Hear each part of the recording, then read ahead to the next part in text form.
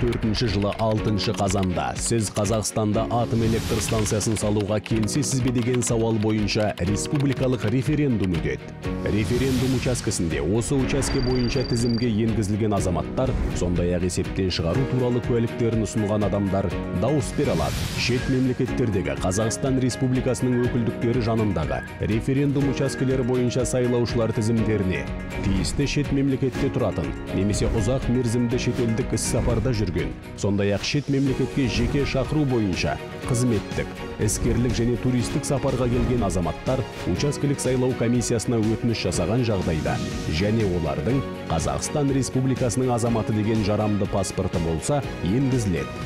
Қазақстан Республикасының шет мемлекеттердегі өкілдіктері жанындағы учаскелерде, демалыс үйлерінде, санаторийлерде, стационарлық емдеу алдын алу мекемелерінде, азаматтардың уақытша тіркелген жерлерінде құрылған өзге де учаскелерде, егер тізімге енгізілген барлық азаматтар дауыс берсе, учаскелік референдум комиссиясы кез келген уақытта дауыс берудің аяқталғанын жариялай алады. Қазақстан азаматтарының барлығында дауыс беру күні референдум өтетін жерге келу мүмкіндігі бола бермейді. Референдумға қатысуға құқығы бар азаматтар мынадай себептер бойынша денсаулық жағдайына байланысты, отбасындағы науқас адамға күтім жасауына байланысты, референдум учаскелері құрылмаған шалғайдағы және қатынасу қиын аудандарда орналасса, сайлау учаскесінен тыс жерде дауыс бере алады.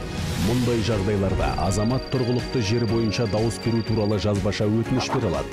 Өтініш беру мерзімі дауыс беру күні жергілікті уақыт бойынша сағат 12-ге дейін. Өтінішпен түскенде референдум комиссиясының төрағасы референдумға қатысуға құқығы бар азаматтар тізіміне тиісті белгіні қояды. Үй-жайдан тыс дауыс беруге арналған тасымалданатын жәшікті учаскелік комиссияның 2 мүшесі алып жүреді. Байқаушылар комиссия мүшелеріне ілесіп жүруге құқылы. Бюллетендер азаматқа жеке басын куәландыратын құжат пен жазбаша өтініш негізінде беріледі. Бюллетендерді берген комиссия мүшесі оларға өз қолын қояды. Сондай-ақ азаматтың өтінішіне қол қояды. Азаматтың дауыс беру құпиясы міндетті түрде сақталуы тиіс. Әркімнің дауысы маңызды.